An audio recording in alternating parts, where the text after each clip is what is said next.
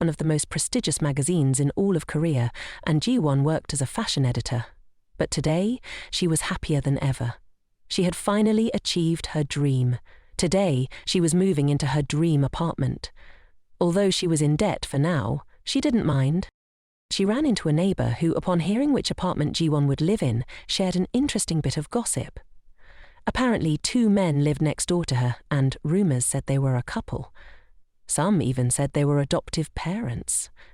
Jiwon was curious, but for now, the most important thing was to enjoy her new home.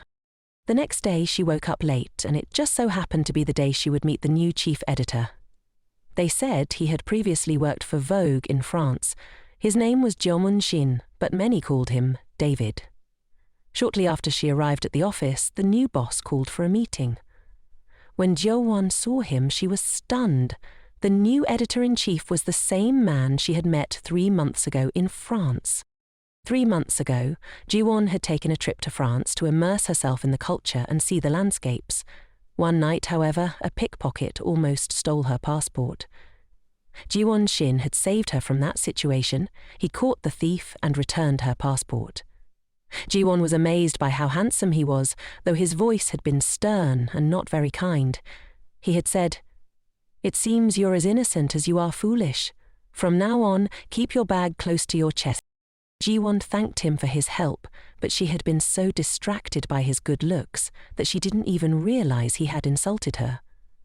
On impulse, as she watched him walk away, she stopped him and asked him to have a drink with her.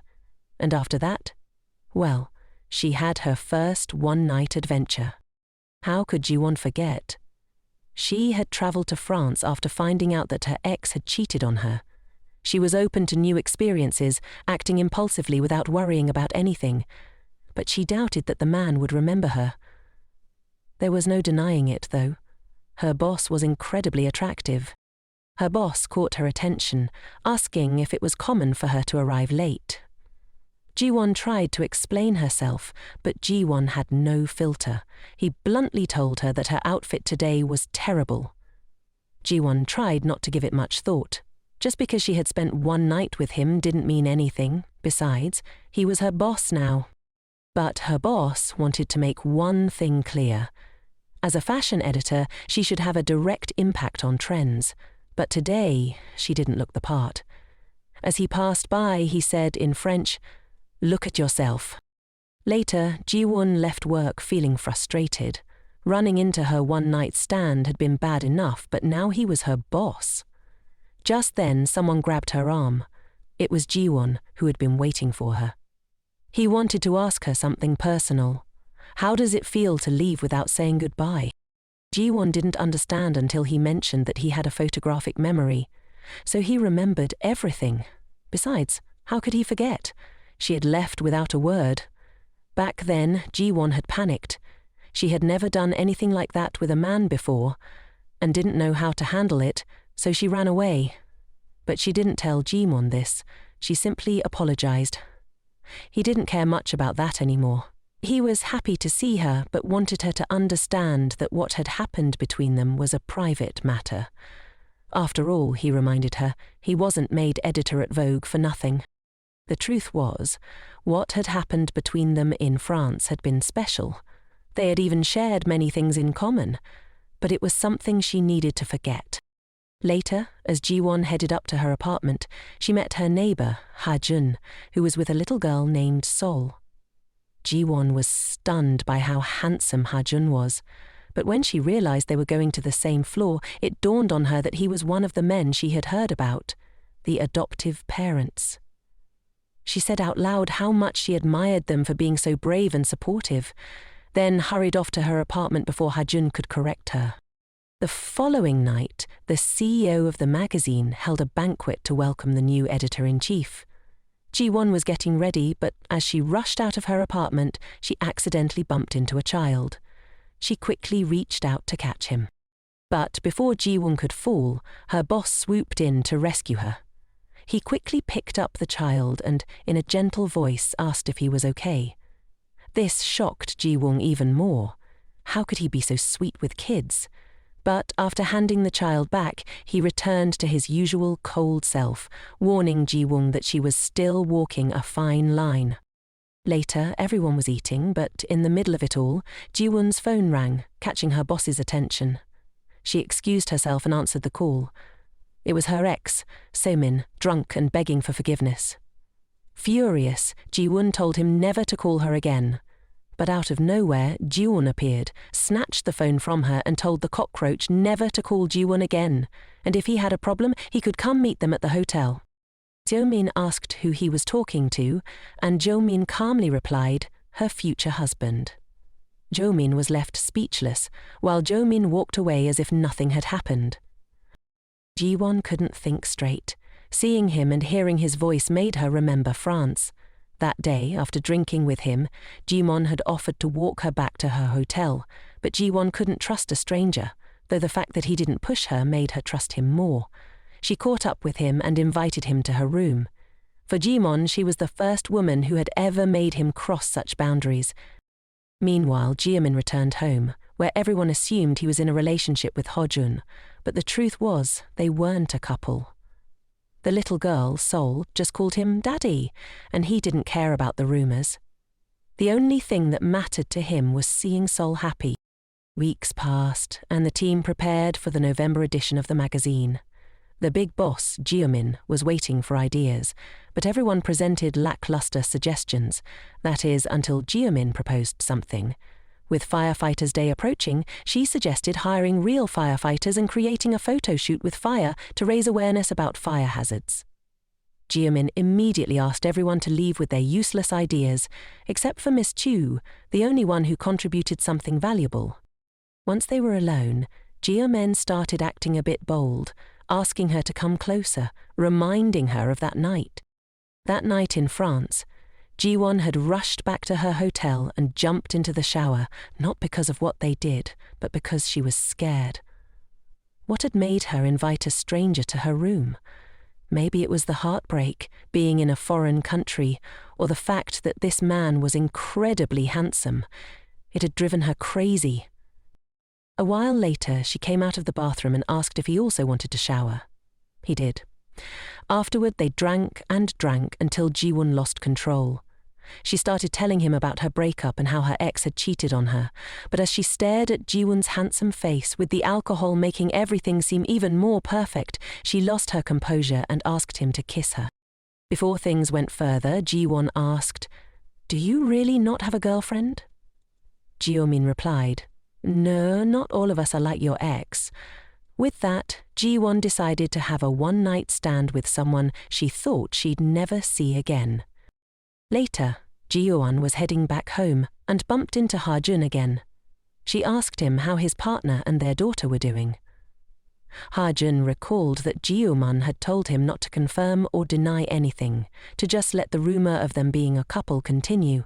After all, they didn't care what people thought. So, Ha-jun simply replied that they were doing fine. They chatted for a while about work, and Ha-jun mentioned he was a doctor specializing in liposuction. After the conversation, Ji-won went home, but she still hadn't told him her name. However, his flirty smile gave her a bad feeling. Meanwhile, Ji-min arrived at Sol's grandmother's house to pick her up, bringing her favorite flowers. Jejin's favorite. He still remembered her, and it felt like any moment she would walk out to greet him. He knew he could never forget her. Later, as Ji-min drove Sol home, the little girl told him not to cry. He wasn't crying, but it seemed she could sense his emotions. He gave in and comforted her as she cried, not wanting her daddy to be sad. Ji-min reassured her that he wasn't crying, so she shouldn't either. He knew Sol was just like her mother. They arrived home, and Sol had already fallen asleep. After tucking her into bed, Ha-jun and Ge-man talked. Ha-jun mentioned that he had met their new neighbor and that she'd already heard the rumor about them. They joked about who the husband was, with Ha-jun suggesting Ge-man play the part while he would be the wife. But Sol was only Ha-jun's daughter. Ha-jun also reminded Ji-min that he needed to let go of Jejin. It had been 3 years since her death, and it was time to let her rest in peace. Just then, Sol woke up, having had a nightmare. She asked what was wrong, saying she saw her daddy crying again. Jian tried to calm her down, saying he wasn't crying, but Sol insisted that if he wanted to cry, he should. She didn't want him to hold back for her sake.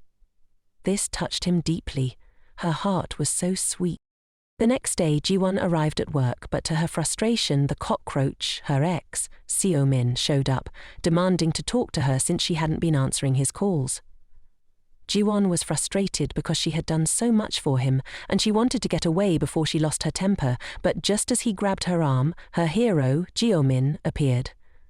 He warned Seo-min that he was the man Jian would marry, so he needed to leave immediately. Seo-min, overhearing this, judged Jian, accusing her of getting engaged so soon, only 4 months after their breakup. But Jian fired back, telling him that after 5 years of dating, she never really knew him. The argument finally ended, and Jeo-min thanked the cockroach. After all, if he hadn't cheated, Jeo-min would never have met Jian. With that, they walked away together. At that moment, the idiot grabbed Jeo-min, but Jeo-min, lowering himself to the guy's level, told him, "Get lost, idiot." After that, Jeo-min took Jian by the hand. She didn't understand why he was doing this for her. According to him, it wasn't for her at all. It was just to get her to invite him for a drink tonight, and this time he'd pick the bar. He wanted to go somewhere peculiar where no one would judge him for what he did. They agreed to meet at 8 p.m. That night, they entered the bar, and all the men were staring at Jian, likely because she was making sure no one approached Jian. Jian was curious why Jian was now answering all her questions. Back in France, he hadn't been like this. He seemed different. The reason, as it turned out, was because tomorrow was Jijin's birthday, the hardest day of the year for Jian. It was difficult for him to pretend, so he invited Jian, knowing she wouldn't ask him why he was feeling that way. Jian tried to comfort him, but Jian took the chance to tease her, saying he didn't want anything from her today, reminding her that she had left him traumatized by abandoning him after their night together. Jian responded that this time she just wanted to cheer him up. She didn't fully understand why, but it seemed like he needed a bit of encouragement. Thanks to Jian and Sol, Jian felt a little better, so he thanked her. After that, they went their separate ways. The next day, Jian ran into Hajun and Sol. Sol asked where her husband was, and Hajun told her that Jian had been drinking last night and was still at home, sleeping. Jian was surprised that she still hadn't met him, and Hajun was tempted to tell her that they weren't actually a couple, but he decided not to say anything. After saying goodbye, Hajun told his daughter, who was still sleeping, that maybe it was time for him to start dating again.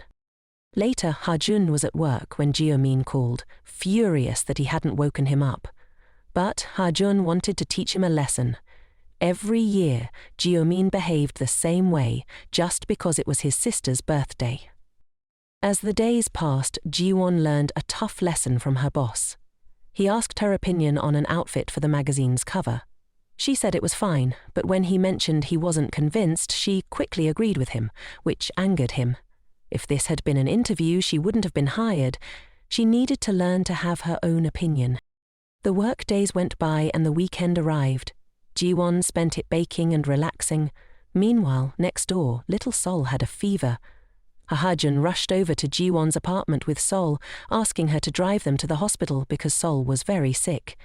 Thankfully, it turned out to be just inflamed tonsils and the scare passed, but Hajun felt guilty. He was still learning how to be a father. After putting Sol to bed, he thought about his sister's words. She had always intended to raise Sol on her own, knowing she had everyone's support, and didn't need the father. But the day she passed away, he made a promise in front of her photo that he would give Sol a better life. Then Jiamin arrived, frantic, but Hajun assured him Sol was okay. Hajun told him he'd been so scared that he asked the neighbor to help them. But at the same time, Hajun was furious. Where were you? When you came back from France, you promised we'd raise Sol together. Jiamin apologized, but Hajun asked him why, as a doctor, his hands were trembling like that. Jiamin realized that the two of them were only pretending to be okay. But deep down, both Hajin and Yomin were suffering from the loss of Jejin. Hajin couldn't stop trembling, and Yomin grabbed his hand, asking him to calm down. In that moment, Yomin realized that if someone saw them like this, the rumors would only get worse. And they did. Because their neighbor saw them. To Yomin's surprise, it was Jian, the famous neighbor who had cheated on her husband. Jiwon quickly understood the relationship between the two. Hajun explained to Yomin that she was the neighbor who knew about the rumors and whom he hadn't had the chance to clarify that they weren't actually together, but they were still holding hands, which only made Jiwon more suspicious. Yomin pulled Jiwon away to talk. She was furious and didn't want to hear any explanations. She couldn't understand why she always ended up with men like this. That comment stung, because in her mind, Yomin hadn't respected their relationship. Jiwon started accusing Yomin of everything, not understanding why she kept getting involved with cheaters. She believed Yomin and Hajun must be in a long, serious relationship, especially since they had adopted a child together. Jiwon felt horrible, thinking she had been part of deceiving Hajun. She wasn't mad that Yomin had cheated. She was mad because it all felt wrong. Jiwon told Yomin they should leave things as they were for Seol's sake, but as far as she was concerned, their personal relationship was over. She walked away, but Yomin hurried after her, telling her to be polite. It takes two people to have a conversation, and he hadn't even spoken yet. He explained that yes, he and Hajun were raising Seol together, but they were just friends, not a couple. He added that if she didn't believe him, he couldn't force her to. Then he handed her his coat, telling her to go home so she wouldn't catch a cold. The next morning, Hajun wanted to explain everything to the neighbor, but Yomin didn't think it was necessary. However, seeing how persistent Hajun was, Yomin realized he didn't want to clear things up for the other neighbors. He wanted to do it because it involved Jiwon. Hajun had been on the verge of telling her everything when the doorbell rang. When Haijun saw who it was, he knew they were in trouble. It was Haibon, Haijun's older brother, a lawyer and the only person in the world who could really get under Yomen's skin. They quickly opened the door, and Yomen immediately understood why Haibon stressed him out so much. He was so imposing. Right away, Haibon made Yomen do push-ups, but with little soul, he was nothing but pure sweetness. That day, Haibon had brought everything they needed for a barbecue. They started asking about Haibon's wife, who works for the government and is always busy.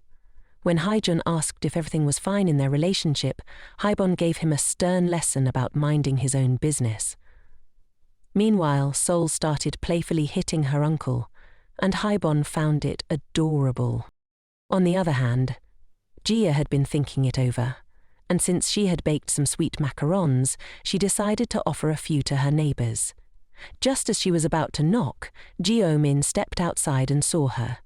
She offered him the macarons, and in return, she was invited to join the barbecue. They quickly introduced themselves, but soon enough, both Jimin and Haijun were competing for Jia's attention. Jaibon noticed immediately and told them to show good sportsmanship from now on, as fairness and generosity would be essential in any competition they faced. A few days later at work, Jia found herself in an argument with the photographer. She had asked for photos of firefighters that captured their hard work and dedication, but instead she was getting photos of sexy firefighters, which wasn't the concept she wanted. The photographer refused to comply until the big boss arrived. The boss reminded the photographer that he's paid a salary and that the least he could do was adhere to the concepts he was given. The photographer began to complain, but the boss, now irritated, deleted everything they had done and told them to start from scratch. Later, Jia stepped out of the building to rest for a moment on the sidewalk when she saw a call from the cockroach, her ex. She didn't answer, but then he suddenly appeared in person. Jia wanted nothing to do with him, and he told her he had broken up with Hai, which didn't interest her in the slightest. She walked away, but he yelled after her, "Stop pretending to be strong." Jia didn't want to cry over him, especially not a man like him, but her tears began to fall. He tried to apologize for what he had done, but he got the scare of his life when a car jumped the curb, seemingly about to run him over, but stopped just in time. The driver? None other than Jimin.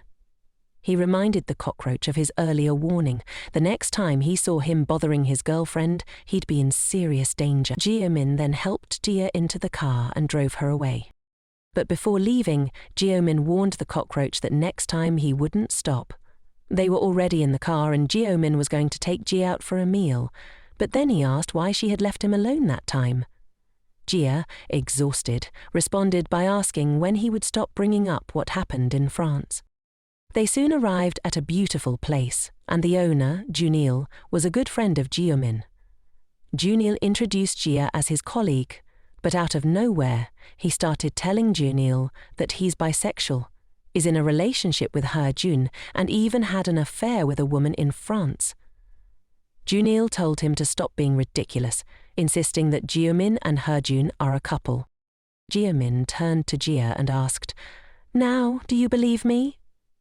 Jia realized he had brought her there just to prove this point, but she didn't understand why he kept saying she should believe him. Getting closer, Jimin told her he didn't understand either.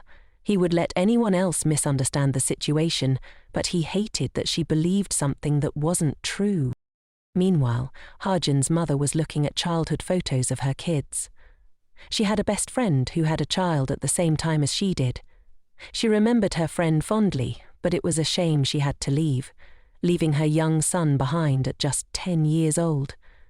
Jimin's parents had died in an accident, and Jun's mother had suffered deeply because Jimin's mother was not just her best friend, but like a sister. At her funeral, she had promised to take good care of Jimin so that her friend could rest in peace. To this day, she still saw Jimin as one of her own children. At that moment, she called Jun, asking him to arrange a dinner to celebrate Jem's return from France and also to invite Haibon. The next afternoon, the family gathered for the reunion. Jem arrived and everyone was already waiting. Haijun's mother was like a mother to him, and soon Haibon's wife, Mrs. Jiang, also joined them. Of course, Haibon's father, who also treasured Jem, was there as well. They soon began eating. What started as a lovely reunion quickly turned dark. Jun's father demanded so much from him, pressuring him to raise little Sol properly. But now that Sol was his daughter, Jun had no intention of letting anyone force her into anything she didn't want. That's how her mother would have wanted it. After this confrontation, everything fell apart. Everyone went their separate ways, even Haibon's wife, who apparently had to return to work, leaving her husband behind once again. Meanwhile, Jimin returned to work that evening and was surprised to find Jia still there, working late. He started watching her, noticing how much passion she had for her job. Initially, he had a bad impression of her, but the more he observed, the more he realized how talented she was. Realizing he had been watching her for a while without her noticing, he quickly called out to her. Since she was finishing up, Jimin suggested they grab a drink before heading home. They went to the boss's office, where they began drinking. Out of nowhere, Jia told him, "I'm ready to listen to your story." But for Jimin, this wasn't necessary. He just needed a little comfort. As if under a spell, Jia moved closer to him, and to his surprise, she kissed him. The night began after Jia had been drinking heavily with Juming. She arrived at his house to drop him off, and he was completely drunk. However, like an angry wife, Jung was upset and told Jia it would be better to just leave him on the street. Still, he thanked her for bringing Juming home. Jung then told Jia that she should rest and hinted that he'd like to invite her to dinner sometime. Jia took this moment to ask if it was true that he and Juming weren't a couple. Jun responded, saying that if they were a couple, he wouldn't be with her now, so they were just friends. This relieved Jia a little. On the other hand, Jun put Juming in his room, and Juming muttered, "Jun, stop pitying me, you idiot." The next morning, Jia was heading to work, and there was Juming waiting for her. He pretended not to remember anything, but Jia knew he had a photographic memory. He even told her he didn't recall anything from the previous night, which complicated things, especially since Jia had comforted him, and now he didn't even remember it. Jia was annoyed, but as they left the elevator, Juming slyly said, "Yesterday was better than France." Jia now understood he remembered everything. Later that day, Jia was organizing everything for the company event when she had to listen to Kiva X, the office gossip and troublemaker, go on and on. He was already creating nicknames for the new boss, calling him Taipan, one of the most venomous snakes, and with no antidote for its bite. Not bad. Kiva kept talking until the boss himself approached and overheard the rest. To avoid getting fired, Kiva X was tasked with inflating balloons. The boss then asked Jia if he should forgive Kiva, and she said yes, so the boss told Kiva X that if he still had his job, it was thanks to Jia. That evening the event began, and everything went smoothly. But Jia, with her beauty, caught the attention of some charming men, though she hated flirtatious types and ignored them. At one point, Editor Choi sent Jia to get some surveys from her car. As Jia returned, those guys who had tried flirting with her earlier found her again. They thought they'd get another chance to charm her, but as soon as she got in the elevator, these two idiots stopped it. Minutes passed, and the boss noticed that Editor Choi was leaving. He asked her what was going on, and she explained that she had sent Jia to retrieve the surveys. But it had already taken too long, which scared him. Meanwhile, these two idiots were abducting Jia. Fortunately, the boss arrived just in time, and before anything bad could happen, he quickly knocked one of them down. However, he got distracted when he saw how Jia was, and the other guy took the opportunity to get up and strike him. Jia saw this, but soon lost consciousness. When she woke up, she was in the hospital. Jumi was injured but reassured her that the two men were much worse off. For now, she needed to rest, and then they could press charges against those two. A few days later, Joming asked Jia to come with him to meet H. Bo, who gladly accepted the case. He was one of the best lawyers, and Jia didn't have enough money to pay him, but Jabon would charge her a small fee of $30. He was even willing to help her for free, but since she wasn't happy with that, he only charged a small amount. Jia's gestures made Jabon think of someone in his family, his sister, Jian. The following night, Juming visited Jia. He brought her some fried chicken, which he always bought for Seoul, but he hoped to see Jia tomorrow at work. When he arrived, Jia invited him in to eat together. He agreed, but when they sat down, he let her eat alone, and it felt awkward, like being watched while you eat just isn't comfortable.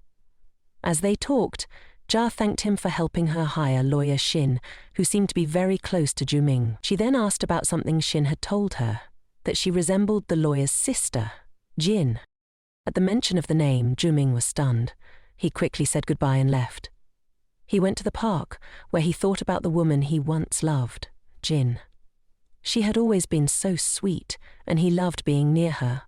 But for Jin, Juming was just her little brother. She lived her life with optimism and excitement, making him feel so many beautiful things.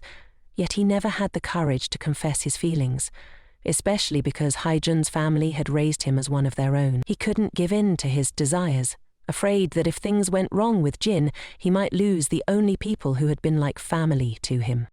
At that moment, Haijun called him, worried because Jia had come asking about him. Juming had left his apartment in a hurry, and Jia had told him that she had mentioned Jian. He probably felt affected hearing about her. Then Juming asked if Jia resembled Jian for him too. The silence was his answer. Yes. In the beginning, Juming didn't understand why he had been so drawn to her in Paris. But now he understood. That's why he always tried to protect her. That's why he felt butterflies in his stomach when he saw her. He felt guilty for what he had done to Jia. In just a few minutes, Jia, who had been looking for him desperately, arrived, and that truly drove him crazy. 3 years ago, in the winter, Jimin passed away in an accident, just like Juming's parents. He regretted so much not confessing his feelings to her because maybe she would have loved him as much as he loved her. But that's how his intense love ended. When he saw Jia arrive and noticed the cold, they both returned to the building. However, as they were in the elevator, Juming clarified that he wasn't crying. Jia then asked for the lawyer Jaibon's bank details, as she hated owing anyone anything. Juming thought to himself, "She really does resemble Jumin." When they reached the floor, he took off his jacket and handed it back to her before she left for home. Meanwhile, Sol and Haijun were welcoming Juming. Sol told her dad that her other dad ate all the chicken and didn't leave any for her. After putting Sol to bed, Haijun and Juming sat down to talk in the kitchen. It became clear that Juming seemed like a nagging husband to Haijun, But then, Juming began to open up. He wanted to know if it was true that Jia resembled Jiming. This was something Haijun agreed with, as Jia was very similar to his sister. He thought that Joming had also realized this and had opened up to Jia for that reason. But the truth was, Jimin had never noticed this connection. For Haijun there was no problem, but for Jimin there was. Unconsciously he saw Jimin in Jia, and he had fallen for her, which only caused him more pain. He had suffered a lot because of the cockroach, and now he was about to hurt Jia too. He felt like the worst person in the world, but Haijun couldn't understand what the problem was. Then Joming asked Haijun what it felt like to have a family. Haijun thought that was ridiculous. He already had a family. But for Joming, Haijun's family was his family too, and it seemed like Haijun didn't see it that way. The next day, Jia received a call from her mum, who was thinking of sending food with Juming, the one person Jia didn't want to see. After hanging up, Jia realized someone was waiting for her. Juming. Once in the elevator, he told her he had been waiting for 30 minutes and wanted to ask if he could watch her for a few days. After that, he promised he'd explain why. 3 months ago, he had a stable job in France, but he chose to take a job as a runway model just because he missed his home country. Plus, Haijun wanted help raising Seoul. That day, he had decided to stroll around Paris and enjoy the time he had left there. It was then that he saw her. She passed by him and by accident stepped on his foot. But he didn't realize it. Then he found her again in another place. Without thinking, he started watching her until he noticed someone trying to steal her wallet. He intervened. Back in the present, the week for the magazine's Runway release was approaching. It meant hard work, even with extra hours. Though Jie kept thinking about what Juming had asked her, she didn't understand why, out of nowhere, he decided to watch her. He was always near her, wherever she went. One day, Jia and her co-workers were having coffee in the company cafeteria. Out of the blue, they started talking about the boss and what he might be like in a romantic relationship. They thought he was surely imposing, but just then the boss arrived. He overheard everything and approached them. Since Director Choi was the one talking, the boss clarified that she wasn't his type, but he would give Jia a chance, even though Jia wasn't interested. After that, he walked away, thinking, I have to admit, she even rejected me in the same way. Things were starting to get out of control, and he even started observing her responses. Meanwhile, Jaibon finally met with his wife. The two were so busy with their work that they hardly saw each other or spent time together. There was no chemistry between them anymore, so Jaibon wanted things to change. That afternoon, out of nowhere, he proposed having a baby, which shocked her. They had been married for 5 years, and for her it wasn't the right time. When she heard this, Jaibon got angry. She always prioritized her work, even working extra hours, and it seemed like she had stopped being affectionate, not even calling him by his name. He asked, Baba, are you seeing someone else? When she reacted negatively, she simply handed him what she had brought. After that, she left, and Jaibon didn't know what to do. It had been a year since he discovered that she was seeing another man, a researcher who worked with her, but he hadn't confronted her yet, afraid she would ask for a divorce. On the other hand, Jia was leaving work, and it was already very late when she ran into Joming. He asked, Why are you leaving? You've only been sleeping for 3 hours, and now you have to go back?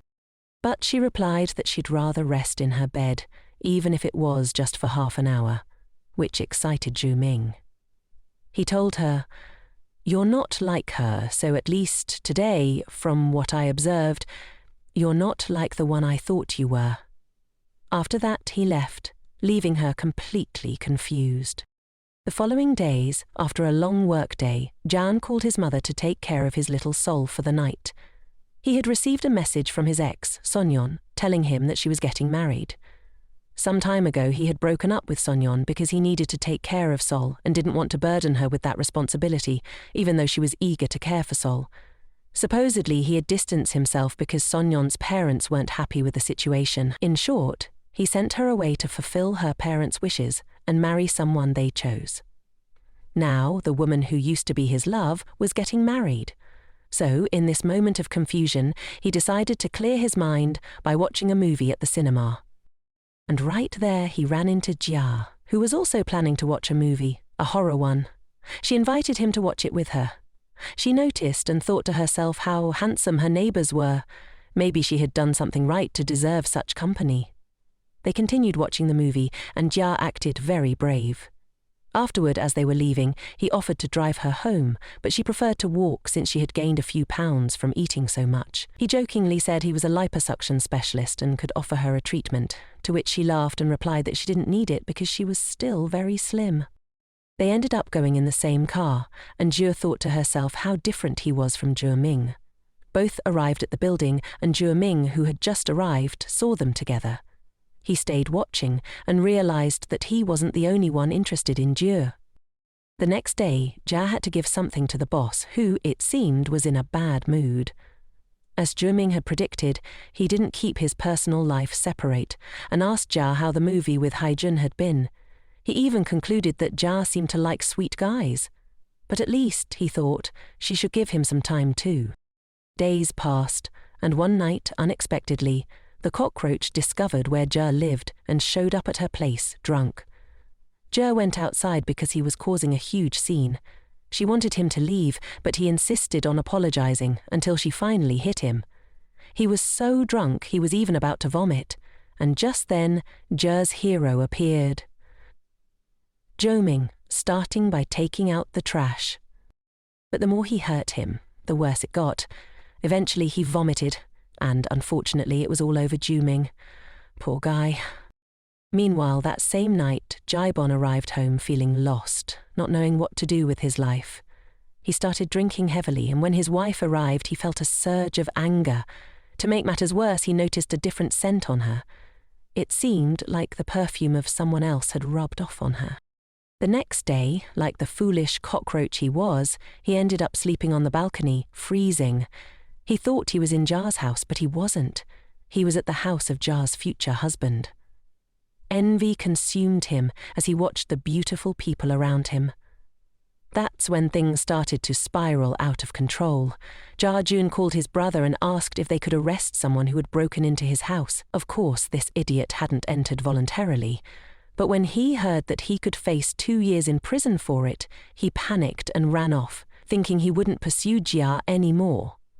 When he saw her, he apologized and left, as though his soul was being dragged away. Just then, Ming appeared, visibly upset, unable to understand how someone like Jaibon could have spent 5 years with that fool and not given him a chance. Meanwhile, Jinyon Yang was meeting with her husband. Jaibon wanted to know when she had been seeing someone else. She told him that she had known for about a year, or maybe even longer. He didn't know that she had been seeing him for 3 years. He asked when it had all started, and she explained that it was on May 6, 3 years ago, when she lost their child. She told him she was trying to be a good wife now since her job was stable, but before, she didn't have time for her. She had suffered after losing the pregnancy, and even though he had heard her crying in the bathroom, he never bothered to ask her what was wrong. She asked him why he had never shared anything with her. The truth was, when she tried to talk to him, he would tell her he didn't have time for anything. Once, she asked for just 5 minutes, but he told her to let him rest and give him space when he came home. It felt like he was tired of her. Maybe she had some fault in all of this, but she wasn't the only one. Later, she left. That evening, Jinon met up with the person she had been seeing. She told him that Jaibon had found out about them, but he couldn't understand their situation. For her, it was just an affair. They had never been intimate, but the fact that she had a connection with another man was enough to call it cheating. She went out drinking with him, had dinner, and even texted him when she needed someone. To Jinon, her marriage was over. She and Jaibon had grown distant, but she didn't know when it had all fallen apart. That night, Jia came home to find that her husband had already packed and was ready to leave. He handed her the divorce papers and said they should end it peacefully, unless she wanted him to report her for having an affair. She immediately signed the papers and he left. She wanted to talk to him, but to him the worst betrayal was losing their child and having the father not even find out. It seemed like this other man had known first. He questioned whether he had ever even considered him a husband, or at least a human being. Jaibon was hurt, grabbing her and asking why. Why did she do this? Had she waited to tell him everything just to make him suffer? If that was her intention, then so be it. She had ended things with him that day. The next few days passed and the weekend arrived. That morning, Juming arrived at Jia's place with little Sol to visit. He wanted them to come along to the park because he always ended up fighting with other parents, so Jia went as his supervisor. She really enjoyed spending time with Sol, while Juming just kept staring at his phone. Then Jia's phone rang, and she asked Juming to look after Sol for a moment. As soon as she left, the drama started. A kid started fighting with Sol and pushed her. Juming saw the situation and punched the kid. The boy's mother showed up furious, and Juming didn't have the tact to handle the situation properly.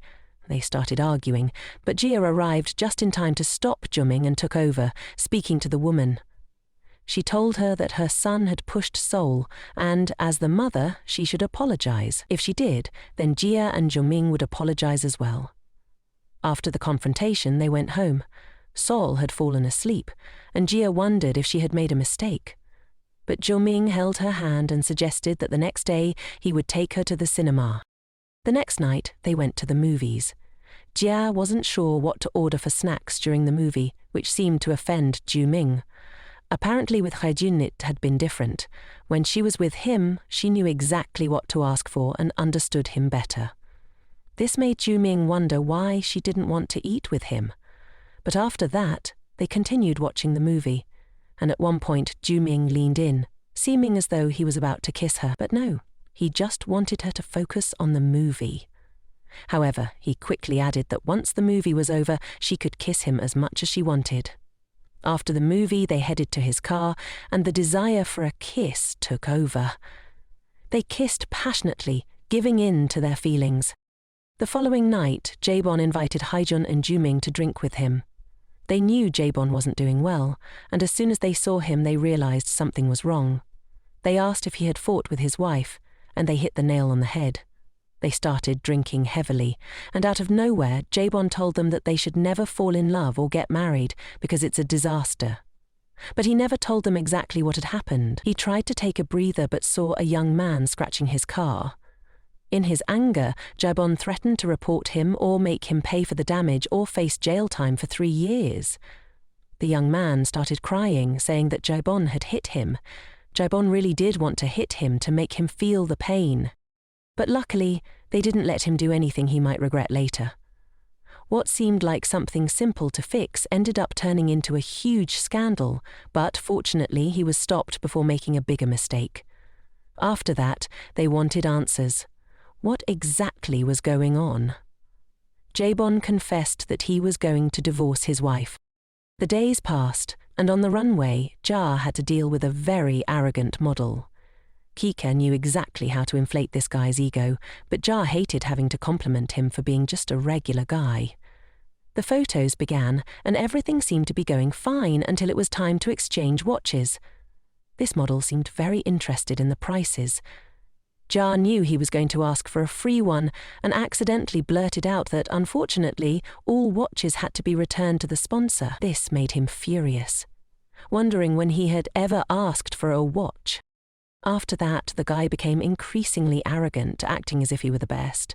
He started making Jia's life miserable by demanding that she bring him coffee. Kimbex wanted to go buy it, but this little man wanted the coffee served by a woman because apparently it tasted better that way. Thus began the torment. No coffee was ever good enough. Jia brought one after another, but then the fool managed to spill one all over the carpet. The whole place had been rented for the photo shoot, and replacing the carpet would be expensive. Chia panicked as she tried to clean it up, and the model was thrilled, telling everyone that he never wanted to work with the runway again. Soon, the boss arrived. Seeing Jia on her knees, he lost his patience. He heard that the model didn't want to work with them anymore and thought about suing him for breaching the contract and for the financial damage. He would also have to repay the ridiculous amount they paid him for his photos. Additionally, he would have to pay for the damages to the suite, including the humiliation caused to the workers. With that, Jiuming ended the photo shoot. But then, the agent of the celebrity model talked to Jiuming. The photo shoot ended without any more issues, and everyone started leaving, but Ja stayed alone with him. He told her that he was doing all of this for her because if it had happened with anyone else, he wouldn't have cared. He also told her that he had already finished his period of observing her, but before leaving he asked, "Can I have feelings for you?" After that strange question, and she was left speechless. "But then," Joming added, "let me love you." On the other hand, it had been 2 weeks since Jaibon had left the house, and he hadn't returned, even once, not even to collect his things. It seemed like Jin Jung was missing him. So, that day she decided to visit her estranged husband. But when she arrived, she discovered a colleague shamelessly flirting with him. Of course, this surprised her, but she also noticed how quickly Jaibon distanced himself from the woman. When the woman invited him to drink, he told her that he would never drink alone with a woman, especially if she was married. He suggested she go out with her husband, the man she had chosen to spend her life with. At that moment, he saw his wife and asked if he was mistaken. Soon after they were talking, and she had supposedly come to check on him. This bothered him because he understood she had only come to ask when their divorce proceedings would be finalized, which was scheduled for the following week. What bothered him the most was that she seemed to genuinely want to know how he was, and that irritated him even more. They started to argue, and she remembered a similar situation when he told her to leave him alone, just for 5 minutes of peace. But then she shouted at Jaibon, saying that she should have been his priority, not his work. He asked her, "So, you cheated on me because of that?" He had worked so hard to provide economic stability for both of them. In doing so, he had acted like a fool, but that didn't justify his wife's betrayal. Both had been so stubborn that they never understood each other. Jaibon was tired. He no longer wanted her concern because it disgusted him. On the other hand, that night, Jia was excited. Joming had confessed he was in love with her, and of course with that excitement she hardly slept. The next day she went to work and ran into Jing, who had been waiting for her, just to embrace her later. She thought to herself that he had asked her to wait, but for her the timing still didn't feel right. Sometimes she thought it over. But then Yura started to bother Jia a little, because Jia was distracted and that cost Yura dearly. The boss became very harsh with her, so severe that it scared everyone. Why? Because now he had a favourite, and that was Jia. Days passed, and John went to his ex-wife's wedding. For him, it was difficult. He just wanted to see how beautiful she looked in her wedding dress and how happy she was. At that moment, she noticed his presence and without hesitation ran after him. Between them, there was a beautiful past, and John just hoped she would find true happiness. Later that night, Jia arrived home, but when she reached her apartment's entrance, she found He-jun lying there, completely drunk. The worst part was that Jo-ming wasn't home and wasn't answering his phone. Jia tried to make He-jun remember the code, but seeing how bad he was, she told him to move on. He was surprised, but still lost in his thoughts. He leaned closer to Jia, and just then, Jo-ming arrived. Seeing this, Jia pushed Jian away, and now Jian would pay for this. But Jia tried to explain to Jiamin why she had been so close to him, which excited him. It meant she had given him the green light. Jiamin became excited, because maybe she wanted to be with him as much as he wanted to be with her. And it was true, she had even bought beer to watch a movie with him. It was perfect for him, so he rushed to put He-jun in bed, but upon noticing that He-jun was interested in Jia, Guillaumin thought, "Please, don't fall for Jia." Afterward, he went directly to Jia's apartment, skipping the beer and the movie. He just wanted to know where her bedroom was. The following days, Jiamin visited the hospital where He-jun worked. Due to the wedding of Seyeon, He-jun had been feeling down and had spent all this time with his grandmother, so Jiamin came with roses for him. After asking for him at the information desk, he waited for He-jun to come out. When he did, He-jun was surprised, and Jiamin immediately handed him the roses. Everyone started gossiping, believing the rumors that they were a couple, especially since they began arguing like they were married. Jiamin told He-jun, "Let's not argue today, please."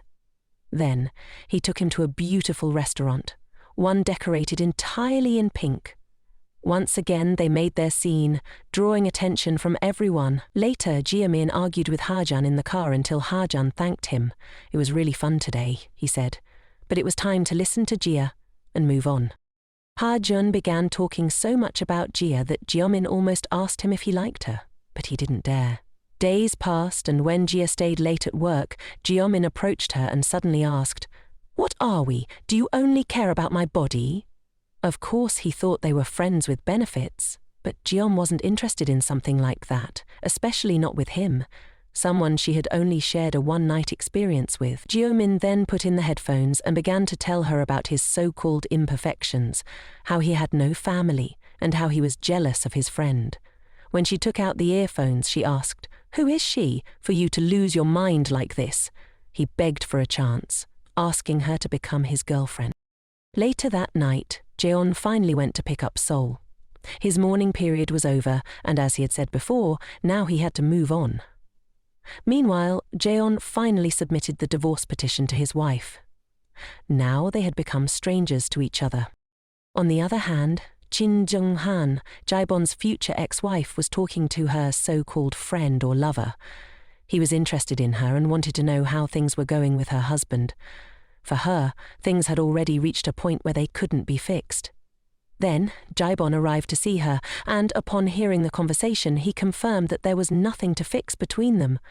When he saw the man, Jaebon was consumed by jealousy, because he had even read the messages they exchanged, always telling each other how much they missed each other. But then Jinjeon asked, "What are you doing here? Didn't you say I discussed you?" The truth was, he had come here without thinking. She had only expected to see him at the court, but when she saw him leaving with that man, she couldn't calm herself. She ran to stop her and told her that they were still married, and so he ended up taking her away. However, the supposed lover understood that these two were meant for each other. Meanwhile, Jaebon's mother was having dinner with her husband when she suddenly felt a sharp pain in her stomach.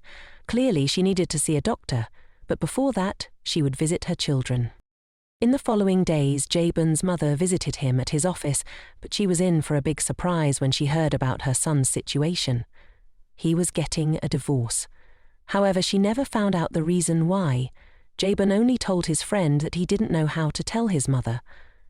Upon hearing this, his mother was shocked. She walked away and Jaebon called her, but she didn't mention the topic and just hoped to see him soon. Later, she went to the runway and found her other son, Elle, who was the ogre-like boss of the place, but she was proud of him. Then she noticed his presence, and with so much love she went to greet him. To everyone it was like seeing a mirage, something unreal. After that, she took him to a cafe. He ate a delicious cake, but soon his mother noticed he was in love. He told her it was a bit complicated. Then, from a distance, she noticed him looking lovingly at someone. His mother saw this and thought, "Mingun, your son is a man now." Days passed, and the wait for Jelming made him anxious. So one day, after running into Jia in a private place, he asked for an answer. When would she tell him if she wanted to be his girlfriend or not? She just asked for a little more time because she wasn't sure. He was too much for her, but for him that wasn't the case. To him, it felt like she just wanted to play with him and only cared about his body. But that wasn't the truth. Suddenly he got closer and had the overwhelming urge to kiss her, but of course that wasn't possible in the office. Although Jia wanted an answer, he hoped she would give it to him by tomorrow. And you know what? This was actually a good thing because she would finally have to admit it.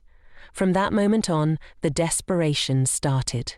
He thought, Jia likes me, but she doesn't want to admit it, so maybe he would have to resort to something childish. After making up his mind, he called Yura and asked her to have lunch with him.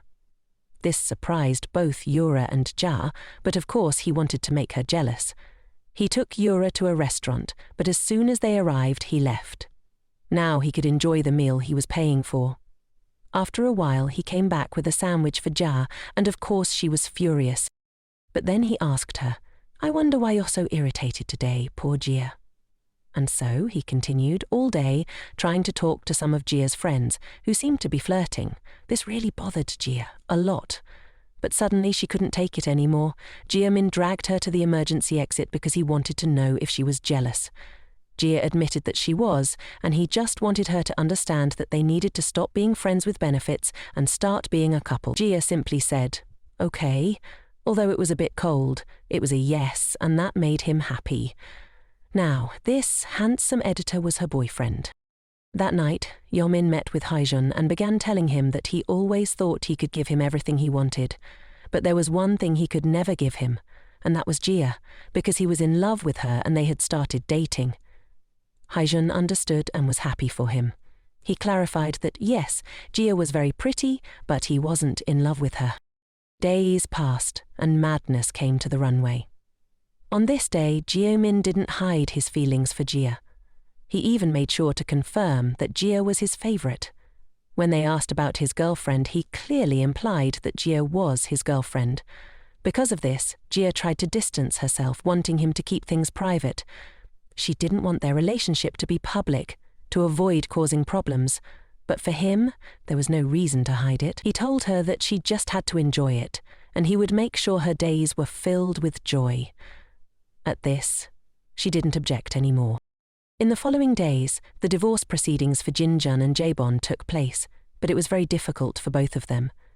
He would leave the house, but she thought about giving him the money that was rightfully his after selling it, because she didn't want to live in a place that reminded her of him.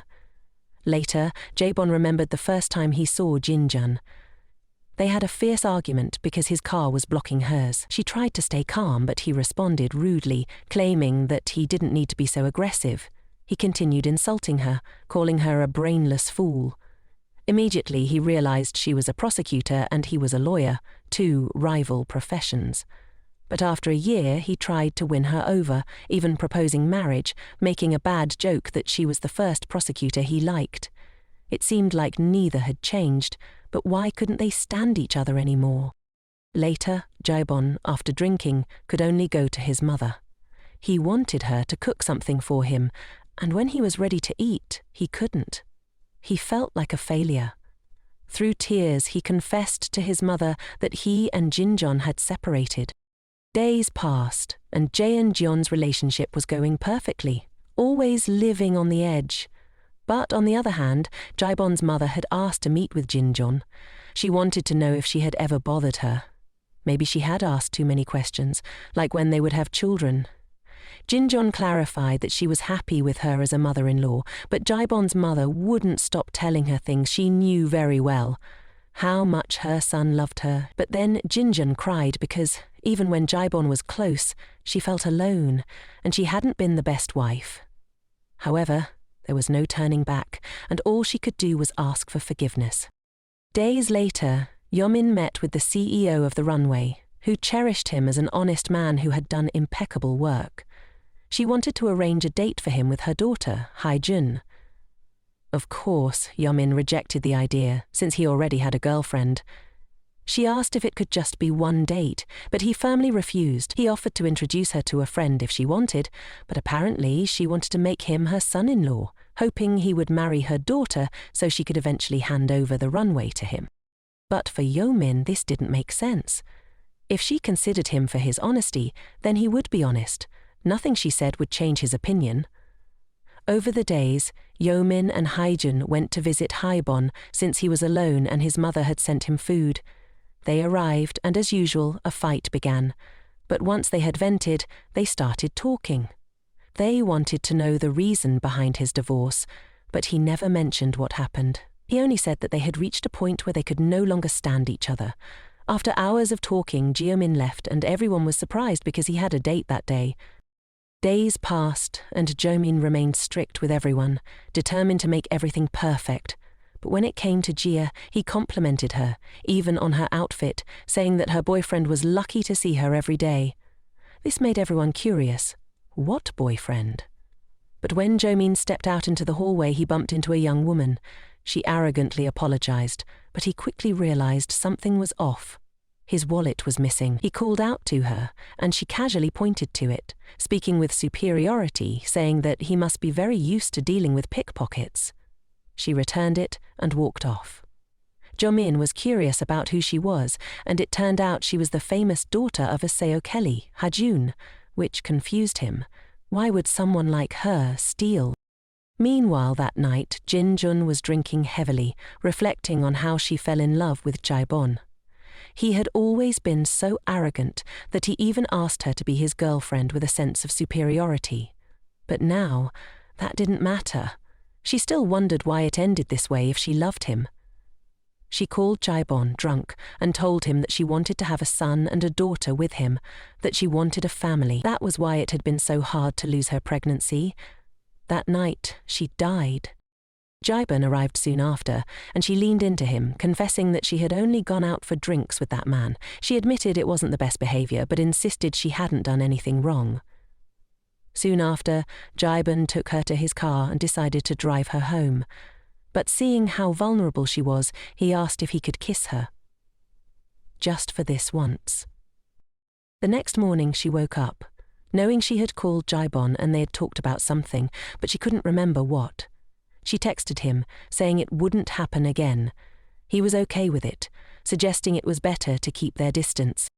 That same morning, Jiamon arrived at work, but Yura informed him that someone was visiting his office, the daughter of Seo. He entered, furious, and upon seeing her there, all arrogant, he warned her that he didn't like these kinds of games. He made it clear to his mother that he had a girlfriend and wasn't interested in her. But if it was something his mother wanted, he couldn't oppose it. However, for now, she could hate him if she left, and Jia entered, wanting to know what had happened. He simply responded that everything would be fine, and then he kissed her. Days later, Jia's mother visited her, bringing her food. But just as she was about to leave, they ran into Haijun in the elevator. When she saw that he was her daughter's neighbor, she became excited. He seemed like a good suitor for her daughter, so they quickly began talking. Before parting ways, he gave her his scarf so she could stay warm, which won her over. After they were alone, she asked about him, finding out he was a doctor. With that, she wanted her daughter to give him a chance, and even found it sweet that he had a daughter. But Jia was still hesitant. Her mother wanted to know who she was dating, reminding her not to focus only on looks. At that moment, Jiamin entered the elevator, and Jia introduced him as her boss. However, Jiamin quickly started criticizing Jia, only to notice that she was blushing, which made him understand the situation. From that point, he started to get irritated with Jiamin, and he realized he had made a mistake. Jia wanted to know what her mother thought of her boss, but her mother responded that she didn't like him and thought Jia should date the other guy. She said people like Jiamin with dark eyes were resentful and stubborn, carrying childhood traumas, and would make her suffer. Jia tried to explain Jiamin's true nature, but her mother just said goodbye, urging her to give the other guy a chance. The worst part of the situation was that Jiamin overheard everything. That night, Jiamin couldn't stop thinking about it. He entered the office where Sol asked him what he was thinking. He replied, "I'm thinking about her." Sol asked him what he saw when he looked into Jia's eyes, and he said her eyes were sad. This surprised Sol, especially when Jiamin asked her about Jia's father's eyes. Jia had always said her father had beautiful eyes, and Jiamin realized that his eyes conveyed darkness. That day, Jiamin went to the park, lost in thought, when Jia found him there. She wanted to know about his past, but understood that he might not be ready to talk. When she was about to leave, Jiamin stopped her and said, "Wait a little longer. In a year you'll see the difference." Then he started telling her about his past. He grew up without parents, as they died when he was 10 years old. He barely remembered their faces, and neither of his parents had siblings. He was raised by his maternal grandparents, who gave him love, but they passed away as well. Since then, he promised himself he would be successful, as that was the only thing that motivated him. He didn't want anyone to look down on him. So he went to Paris, where he had always loved fashion, clothes, and magazines. He worked day and night to achieve his goals. Eventually, he got an internship at Bog, but over time, he earned his place. He knew he was strict and that everyone in the office hated him, but it was the only way to get things done properly. He had always been strong, but hearing Jia's mother's words hurt him. Jia tried to calm him, telling him not to take it personally, but he couldn't help it. He believed Haijun was the best match for her.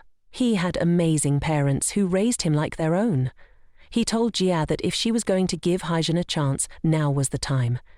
He felt that they should end things before it got too serious, because once their relationship grew stronger, he wouldn't let her go if she tried to end it. "Today is fine," he said. "Everything will be normal, and what I just said made you smile."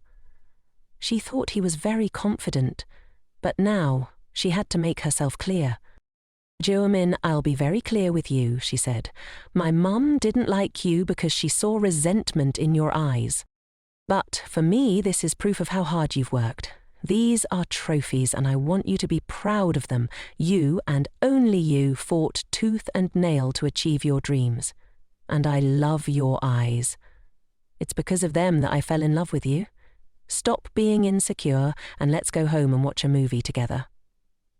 After that, he stood up and said, "I gave you the opportunity, so don't change your mind." And of course, she didn't. On the other hand, Jaibon was sick at home, not knowing what to do. He felt terrible, and the only person he could ask for help was Jinjun. He called her, asking if she could help him, as the pharmacy had been closed and he had nothing to feel better. She immediately went to his house. He just wanted the pills and for her to leave, but Jinjun couldn't leave him alone. She began to take care of him, and after a few hours his fever went down. She was about to leave when he, half asleep, grabbed her and asked her to stay with him just this once because he really needed her. The next day, Haijun was at the cafe on the runway when her mother called. She wanted to know if Haijun had met the boss, Jae Ming. Haijun said yes, but that she didn't like him. Her mother was upset and wanted her to marry him because he was like her. However, Haijun wanted to meet a man whose gaze conveyed sweetness like her father's. Her mother, on the other hand, was arrogant and even despised her father. After hearing this, Haijun hung up the phone, frustrated. Then she saw Haijun enter, and she immediately took an interest in him. She decided to steal his wallet, but it ended up falling, and Jajun, who had never experienced anything like this, didn't know how to react, until Jiamin arrived and told him that the best thing to do was call the police because it wasn't the first time this had happened. Haijun apologized, asked him to leave, and told him not to ruin his life this way. Then, Yomin told Haijun right to her face that, no matter who she was, he wasn't interested in her. He had a girlfriend, so she should leave the company. But this made Haijun want to stay because she was the heir to everything. She told him that she must act this way because she felt empty inside. She wasn't justifying her actions, but she understood that there were things that money couldn't buy. Haijun then left, introduced herself to Jajun, and upon learning his name she felt happy, hoping to see him again soon. The next day, Jia had lunch with her friends and filled them in on her relationship, telling them everything about her boyfriend. To her friends, her boyfriend was so perfect it almost seemed unbelievable. But at that moment, Jiamin arrived, leaving them in shock, because he was everything and more than what Jia had described. Meanwhile, Jaebon remembered the day Jinjun stayed by his side. He had been happy, but since that day, everything had gone back to the way it was before. He recalled how he had been with his wife, forgetting important dates, even demanding that she not waste his time, telling her not to guess but to speak and leave. Do they think there is still hope for them? In the following days, Jaebon was invited by her supposed lover, Yijun, for a night out, possibly to watch a movie, see a musical, or have a meal. There were no issues now, as she was single. However, on the same day, Jaebon was planning to win her back. His friend and colleague recommended that to win back his wife's heart, he should start with flowers and soap. Jaebon went to buy sunflowers, which symbolized love and admiration. That night, as planned, Jingon was out with her charming companion Kijun, who was going to pick up the car before they left. While she was alone, she thought that perhaps with him they could make a good couple. However, despite these thoughts, she still felt empty inside. Suddenly, Jibon appeared and asked if she had time to go somewhere that night. At that moment, Kijun arrived to pick her up. He told her to get in or they'd be late. Jaebon felt bad, wondering if he should have asked before coming. Disappointed, he left, just wanting to thank her for what happened before. He left, telling her that he was right, perhaps it was best they never saw each other again. In the following days, Jaebon, as always, remembered the date of his father-in-law's death. He visited his grave and asked for forgiveness, admitting that he hadn't been a good husband and that he had divorced his daughter. A little later, he talked to his friend, feeling frustrated because he hadn't given her the flowers. He wanted to do more, but Jaebon remained silent. However, his friend said something that caught his attention. He told Jaebon that, in a relationship, sometimes you need to give in because you can't always go against the person you love. But his friend couldn't advise him properly unless he told him what had happened. Finally, Jaebon opened his heart. He confessed that he had seen his wife with her work colleague making plans together. That's why he had thrown the flowers away. His friend understood that his wife was no longer wasting time on him, and since they were no longer together, everything was over. But when Jaebon heard this, he reacted. To him, nothing was over yet. He ran after Jungon, reaching her workplace. He sent her a message, asking for just 5 minutes of her time. She wasn't willing to meet him. But Jaebon is not one to give up. He flooded her with messages, shortening the time he gave her each time. He ran to see her, but as soon as she saw him, she screamed, "Are you crazy?" She was furious and wanted to fight. Jaebon finally handed her the sunflowers and apologized, knowing he hadn't been there for her father's remembrance. He knew it wasn't easy to forgive, but at least she could accept the flowers and do whatever she wanted with them. He only wanted to give her something he had never given her before. After that, he left, leaving Jingon completely confused. She remembered that every time they fought, they would end up thinking about separating, but it never happened. Perhaps that's what was happening now. Maybe there was still love between them. Meanwhile, Jaebon's mother was at a medical checkup and received news that left her terrified. She had stomach cancer, and it was already in its 4th stage. The hardest part now was telling her family.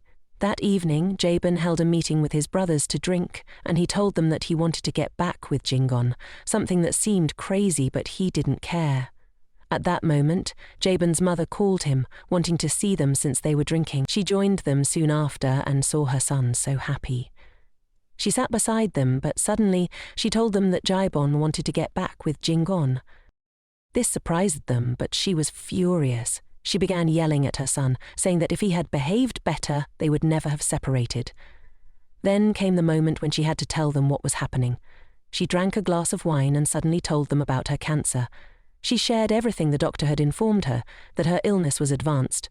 The only thing left to do now was to start chemotherapy as soon as possible, and she was determined not to give up. Upon hearing this, Jaebon thought it was a joke and he walked away because he couldn't process it. Jaejun followed him, and his mother knew they would have to accept it soon. But today, she at least wanted to talk to Jingon. She shared how her sons, Haejun and Jaebon, grew up in a good home, with food, clothes, and nothing lacking, but it was different for him. She had promised Moonjun, Yomin's mother, that she would raise her son as if he were her own, but she couldn't fulfill her promise. What she regretted the most was that when he studied in France, she knew he suffered due to a lack of many things, yet she still believed in his words and trusted that he was doing well. She had always wished that one day he would start calling her Mum. She was very greedy. At that moment, Joming told her it was time to go home. He took her in a taxi, and once they arrived, he got out with her. He didn't want to talk and asked her to enter the house. Seeing him so serious, she left. She was already in the elevator when Joming stopped her. She knew he was about to say something, and what she heard was Mum. Terrified, he told her not to die and not to apologize, because if it hadn't been for her, he would have been dead a long time ago. His mother was moved, hugged him, and told him to calm down, saying, "Don't worry, son, your mum won't die." After seeing his mother, he called Jia. When she came to see him, she found him very distressed. She immediately tried to cheer him up, but upon seeing his face, she understood that something was wrong. He only thought about his mother and couldn't understand why she also had to go. He begged Jia to kill him, saying he couldn't breathe and needed salvation. On the other hand, Jaebon wasn't doing well either. He arrived at Jingon's house, overwhelmed, and punished himself, saying that all of this was a punishment for being selfish. He begged Jingon for help because he wasn't okay. The next morning, the three musketeers went to the hospital to find out what was really happening with his mother and what the next steps were. The doctor tried to explain everything to them, but he didn't give them much hope. Only about a 10% chance of surviving this type of cancer. However, nothing was certain. Some patients in stage 1 couldn't survive and died, while others, even in the terminal stage, managed to extend their lives longer than expected. They had to wait and hope for a miracle. After hearing all of this, the three of them were overwhelmed, but they trusted that together they could beat cancer. That night, Jaebon went to visit his mother. But as soon as he entered, he found Jingon leaving. His mother explained that she had come to help her pack her things to take her to the hospital, as she had experience because her father had spent a lot of time in the hospital. After hearing all of this, Jaebon ran after Jingon. He wanted to know how she had found out, and she explained that she had never lost contact with her mother. She had divorced him, not her mum. After hearing this, he understood that he also needed to get closer to his mother. The next day, he arrived at his ex-mother-in-law's restaurant and, of course, she was furious. He asked for food, and although she gave him the worst service possible and even added salt to his meal, Jaebon continued eating, thinking that it was meant to hurt him. She started yelling at him, not understanding why he came to visit when he never showed up before, but he remained firm. Seeing her so upset, he kneeled before her and apologized, finally realizing how foolish he had been. On his mother-in-law's birthday, he had only given her a money envelope and told her to take it and stop bothering him. He admitted that he hated the soup she made and apologized for all the thoughtlessness he had shown toward everyone. He finally understood how wrong he had been. The next day, Jiaomin arrived at work and noticed that Jia wasn't there. He felt horrible, remembering everything he had said to her and not knowing what to say or do now. Just then, Jia walked in and talked to him as if nothing had happened. But today, Jia asked if she could work alone in her office for the day.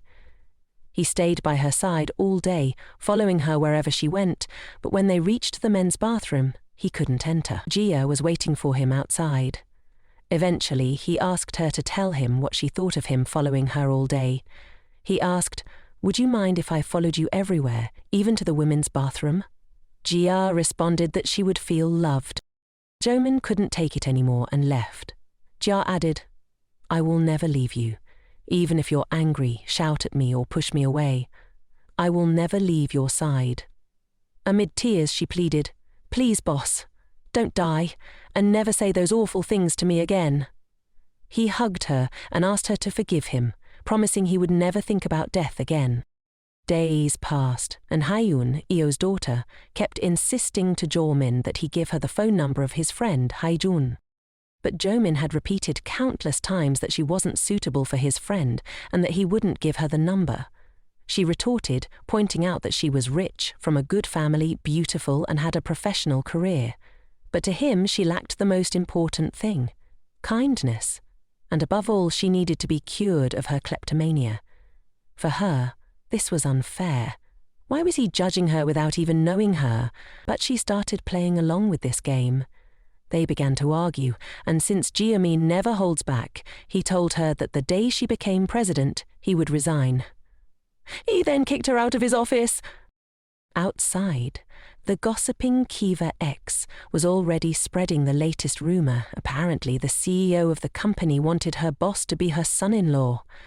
This news infuriated Jia. She stormed into her boss's office, but he didn't understand what she wanted to ask. She immediately locked the door and approached him to mark her territory. After seeing his reaction, she was sure he loved her, and only her. Days later, Ha-jun was in the park with Sol when one of the children shouted at Sol, saying she didn't have a mum. Sol insisted she did, and then Jia approached. She had gone for a walk and gently held Sol. Sol called her mum, and Jia explained to her that she wasn't her mother. But Sol, being quick-witted, pointed out the child, and Jia quickly understood, winking at Ha-jun to continue this little lie. That night, Kijun was going out with Jinjun, planning to invite her to dinner. But B wasn't giving up easily. Seeing her with Kijun, he called her without hesitation and once again handed her flowers, this time red roses, symbols of love and passion. He told her he had been thinking of words he should have said to her after losing their baby. She didn't want to talk about it, but Kijun understood everything.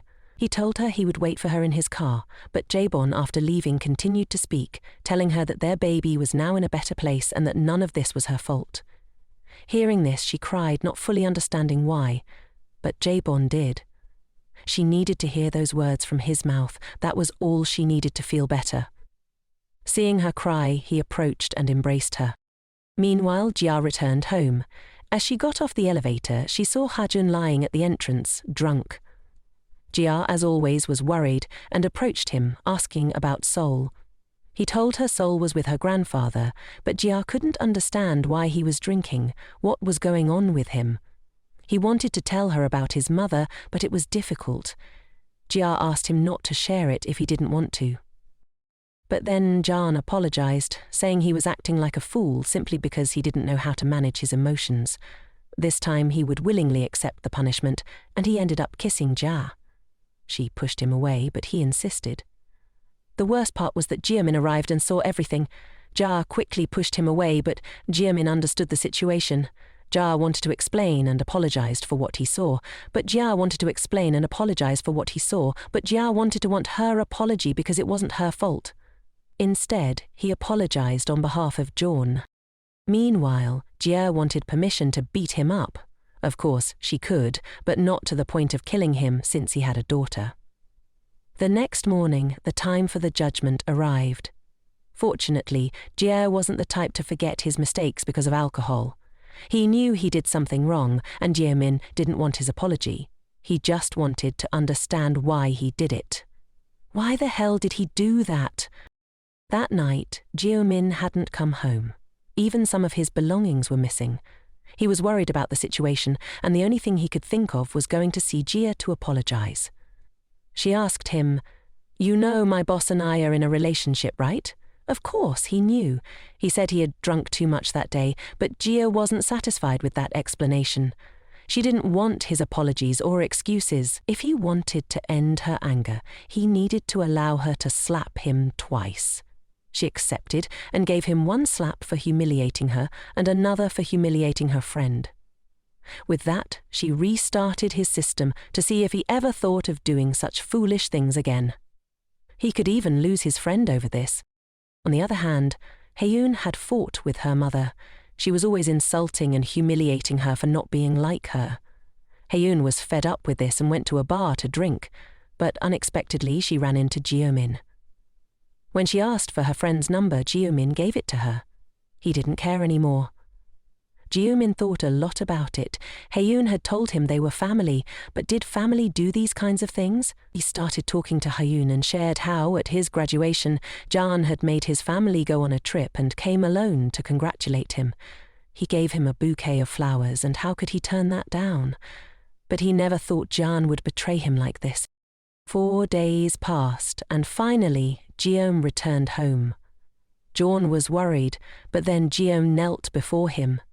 He had thought a lot and came to the conclusion that he couldn't take him out of his life, but he also couldn't take Jia out. He begged Jawn to accept it and not to look for Jia anymore. Haeun approached and, hugging him, promised to do so. He deeply regretted everything. The next day, Haeun felt better. He was calm, but still tired. That's when Miss Mo arrived to see him. She found him asleep and wondered, should I kiss him? But of course that wasn't a good idea. When he woke up, she quickly ran away, embarrassed by her thoughts. On the other hand, Jiamin, the boss, was in a meeting where Jia was presenting her new idea to publish in the magazine.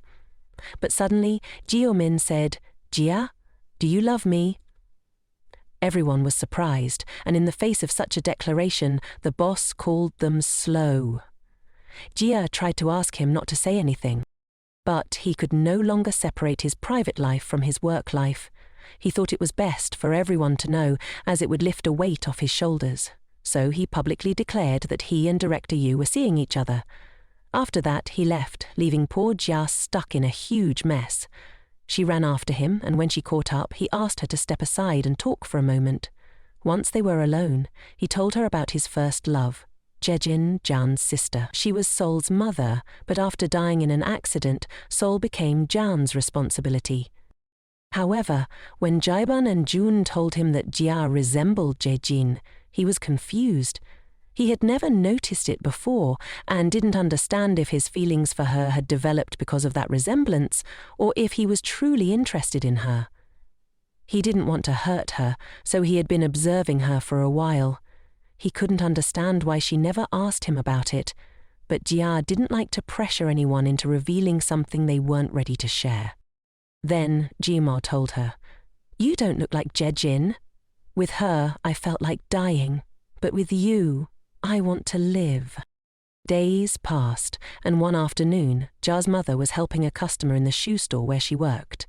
When the customer asked her for assistance, Jia accidentally made the woman's expensive handbag fall, causing a scratch. The woman blamed Jia for the damage and demanded that she pay 5 million won. What the woman didn't expect was that Jiamin had arrived and witnessed the injustice. He intervened, carefully examined the bag, and ended up exposing the situation. Jia's mother thanked him, but he took the opportunity to introduce himself. They had met before. He was her daughter's boyfriend. Jia's mother asked why he had come to see her, and he explained that he wanted to win her favor. He knew Jia could be with a better man than him, but if her future mother-in-law went to his workplace, everyone would likely tell her that they didn't like him. He never cared about what others thought of him, but now he wanted her to teach him how to be better. Meanwhile, Jingjon was in turmoil.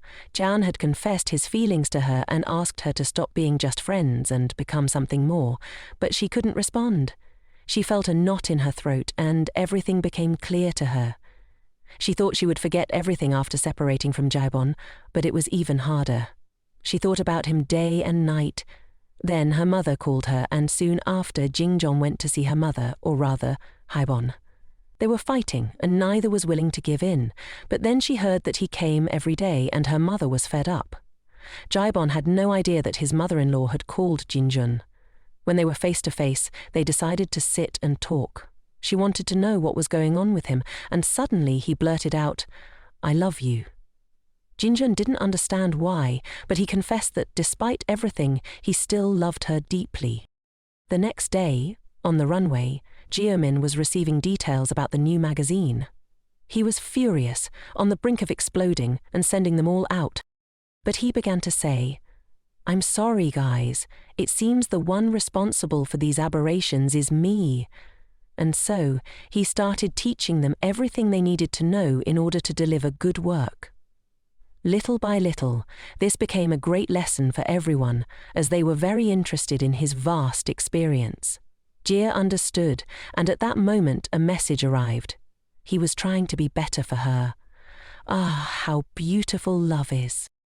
On the other hand, Seo Kelly was having dinner with her daughter Ha-jun, who couldn't understand why her mother hired such an arrogant person. The reason she hired him was exactly because he reminded her of herself. However, Ha-jun didn't see it that way. She arrived at her room, recalling the time she accidentally bumped into him at the bar. Seeing him vulnerable made her realize he was a great person. To her surprise, she got excited about the idea of winning him over for herself. Meanwhile, Ha-jun had gone out for a work dinner. As usual, they started drinking and playing a bottle game. If someone didn't answer a question, they had to drink. To everyone's surprise, it was Ms. Dummy Moon's turn. They asked if she liked anyone, and it was so obvious. She answered yes, but when the bottle spun again, it landed on her. This time they asked if the person she liked worked at the hospital. If she answered yes, they'd guess who it was because there were only 2 men in the clinic. She drank, and when the bottle spun again, it landed on her once more.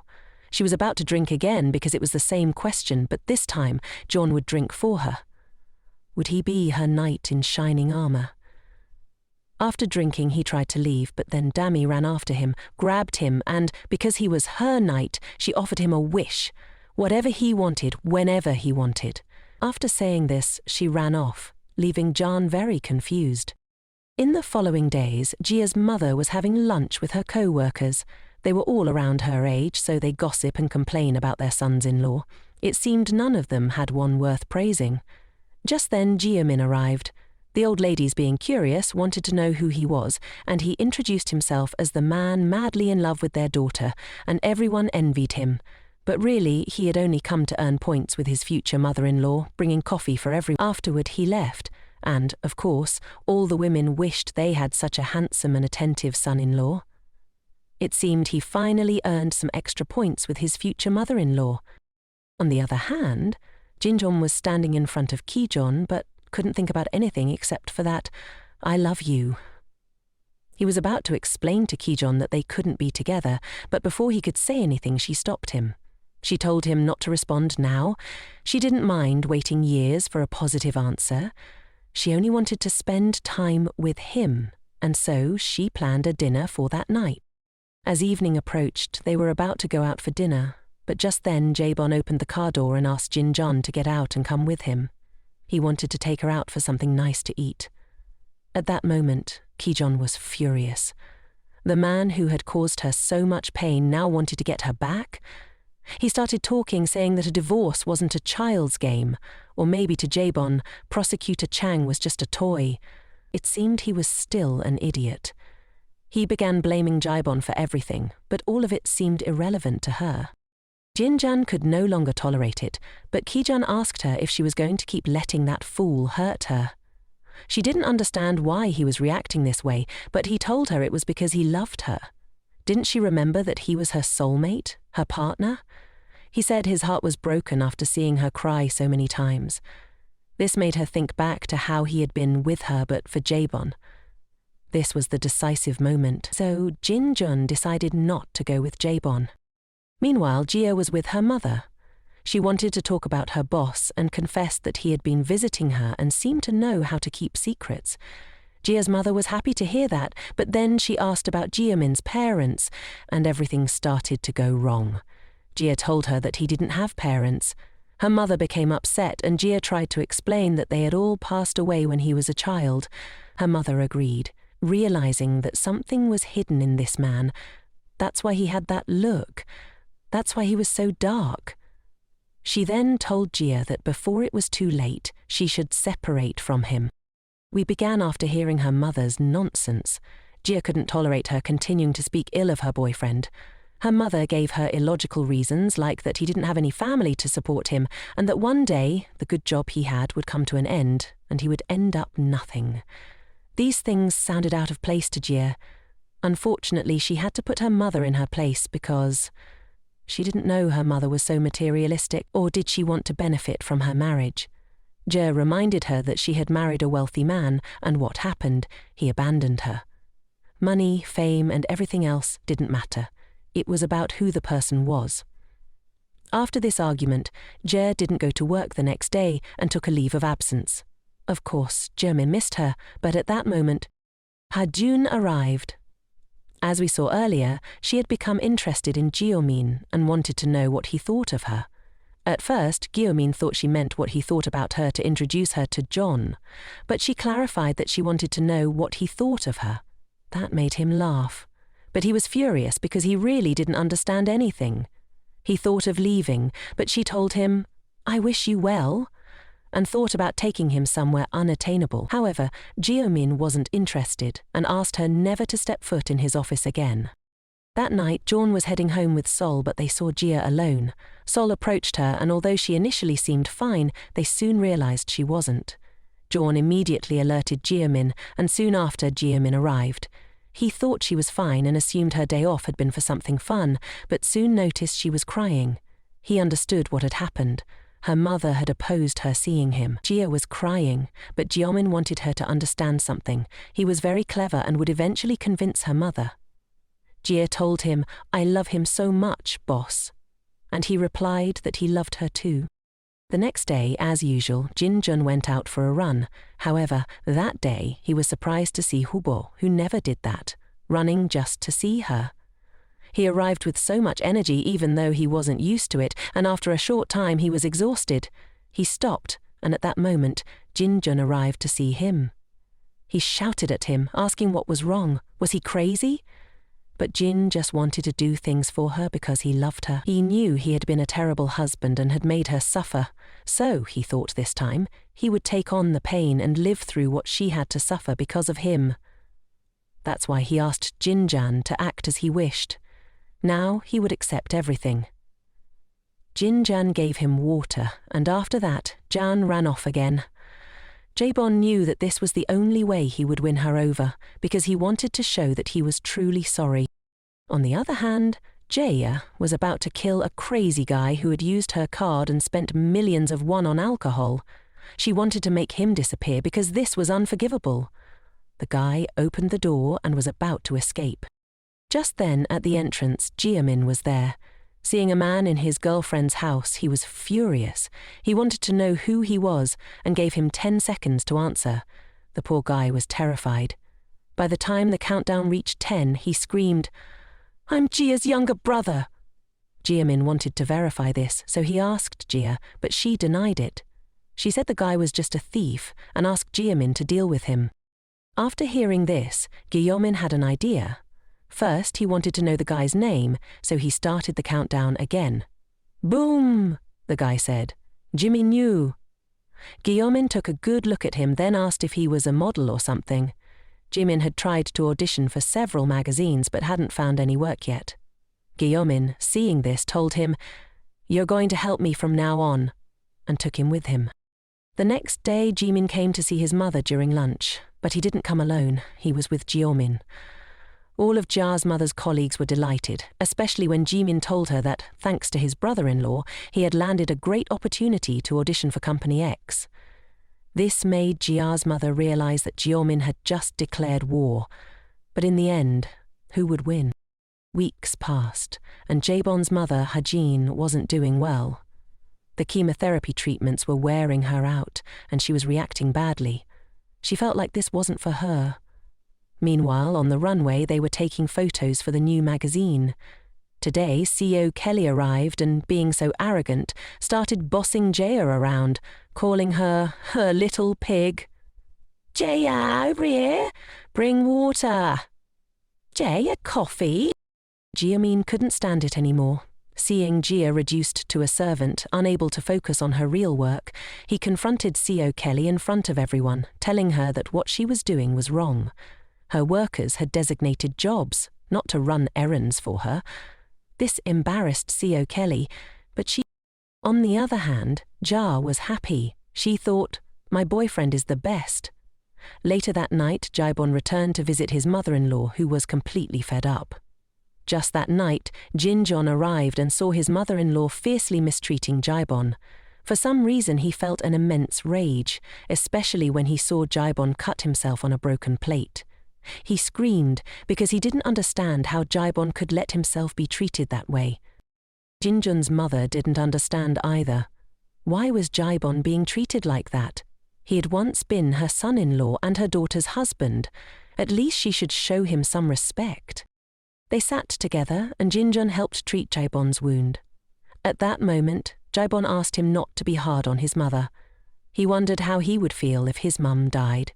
He felt like a fool for having ignored his mother's heart for so many years. He never imagined his mother would have such a horrible illness, and now he understood that she might not live for much longer. Jaebon began to cry, and Jinjun embraced him. The next day, Jiamin visited Jia, who was a bit upset with him because she found out that he always keeps things to himself, and it hurt her. Though today he wanted to apologize. He wished he had been born into a wealthy family, with great parents to care for him, with so much power that he could get rid of anyone who tried to hurt him, but he couldn't do such a thing. Jia then asked if he really considered himself an adult, because he shouldn't apologize for that, but should be proud of himself. She reminded him that, even though he doesn't have all the things he mentioned, he is wonderful just as he is. On the other hand, Jaebon was so tired, but just then his mother-in-law arrived. She didn't understand what had happened, but after hearing about the struggles in Jaebon's home, she understood that he was a great man. That day, she brought food for his mother, lightly seasoned, and food for him as well. She added that he should have faith, that all of this would pass soon. Meanwhile, Harjun was thinking about the reproaches he had made to his father. He was a doctor, and even so, he failed to realize his wife was suffering. Harjun desperately begged his father to help his mother, to save her. Just then, Damyeon was about to leave the clinic when he noticed a light was still on. He entered and saw Harjun. He apologized for disturbing him, but Harjun told him he knew what to do with his wish. He asked Damyeon to be his drinking buddy for the next few days. On the other hand, Jia's mother was finishing work, but it was raining heavily. She had no choice but to go out in the rain. Just then, Jiamin arrived and gave her his umbrella. He didn't want to bother her, but simply understood that there was no greater pain in the world than losing a family member. Therefore, health was the most important thing. After that, he left.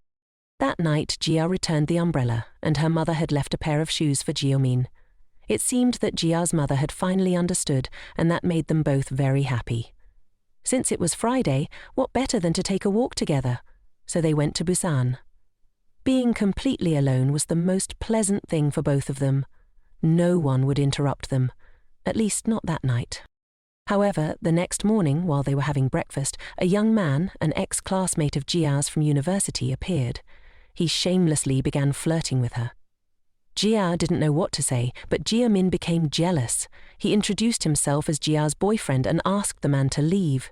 Even when the man left his card for Jia to call him any time, Jia, furious with jealousy, clarified that they came here to enjoy their time together, and Jia shouldn't be looking at other men. After this sweet remark, Jia suddenly shouted, "I really want to get married!" This surprised Jiamin. After that, Jia pretended she hadn't said anything, ignoring Jiamin's repeated questions about what she had said. Meanwhile, Jaebon was drinking with his best friend, who didn't understand why he always had to push him to achieve something. What seemed illogical was understanding why he divorced if he loved her so much. He then said, "This is the last thing I'm doing for you. Take advantage of it." Just then, Jinjun arrived, as this best friend was Jinjun's brother. He left them alone, and Jaebon, lost in thought, hadn't prepared anything and didn't know what to say. However, the alcohol helped, and they talked between drinks until Jaebon was completely drunk. Seeing this, Jinjun decided to take him home. He wanted to ignore it, leave him as he was, but couldn't. He changed his clothes to make him comfortable, though when he saw him like this, he didn't understand if it was the alcohol or something else. He looked so handsome. He tried to ignore it, but at that moment Jaebon reacted, grabbed him and threw him onto the bed. He had wanted this for a long time. He told Jinjun he would give him enough time to ask him to stop, but after that he wouldn't. Jinjun didn't have the strength to fight against his heart. Finally, there was reconciliation. The next day, Seo Kelly and her daughter Harjun arrived at the Runway, waiting for the chief editor. Just then Jia arrived, and once again they asked her to bring coffee. As she approached, Seo Kelly expected Jia to apologize, and Jia understood it was for what happened before. She had no choice but to bow to her. However, to the bad luck of these women, Yomin, the chief editor, arrived. Seeing this, he ran over to Harjun, demanding she apologized for the time she stole his wallet. Harjun tried to explain that it was going to fall, but Yomin had no mercy. When he saw she wouldn't apologize, he forced her to bow before him, and her mother didn't defend her. After that, Seo Kelly ordered them to leave. Jia felt a bit sorry for Harjun, but couldn't do anything about it. Seo Kelly was surprised by Jiomin's actions, not understanding why he was so determined to ruin her reputation at the company, but it wasn't that, he just hated injustice. Then Kelly understood. He defends Editor Yu because she's his girlfriend, right? Jiomin didn't deny it, and since there was nothing at work that prevented them from being together, he didn't feel the need to explain. This disappointed Kelly, but Jiomin didn't care. He knew he had so much influence, even in France, and warned her that if anyone dared to touch his girlfriend, he'd ruin their life. Meanwhile, Harjun was angry with herself for almost being swayed by that man. When she saw him so vulnerable that day, she thought he was a good person and that they could heal their wounds together. But he was nothing like she thought, just a piece of trash. On the other side, Jiamin was waiting for CEO Kelly to leave his office. She got to her car and there she waited for her daughter, who was crying. Her mother told Hajun that if she wanted editor Yomin, her mum would give him to her. Meanwhile, at the clinic, Damian was about to inform Hajun that he was going home, but he tripped and Jian helped him. At that moment, he offered to take Damian home. Later, Jinjun was leaving work when Kijun asked if he could accompany her somewhere to talk. She agreed, but just as they were planning where to go, Jaibon appeared. Once again, he opened the car door, asking Jinjun not to leave with Kijun, to stay and go somewhere together. Kijun didn't understand, but Jinjun took the opportunity to ask if she was willing to get to know him better. Jaibon, feeling jealous, was going crazy. However, Jinjun understood. He grabbed Jaibon by the shirt and told Kijun that this germ of society was a headache-causing bacteria, but at the same time it was beneficial.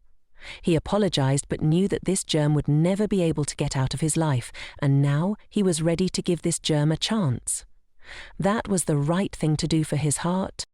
Weeks passed, and Hae-chun accompanied her mother to a medical checkup. It seemed that they would need to change her medication since it wasn't working. However, her mother decided to stop chemotherapy, asking how much time she had left. Later that day, Hae-chun went to see Yomin, who was standing in the rain. Jomin ran over with an umbrella, not understanding what was happening. Then it was announced that her mother was about to quit.